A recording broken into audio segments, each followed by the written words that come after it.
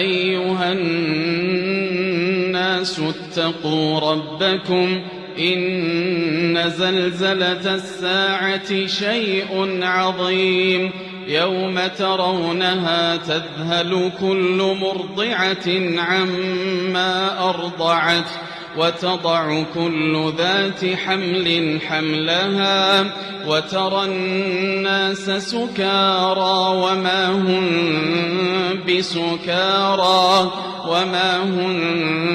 بسكارى ولكن عذاب الله شديد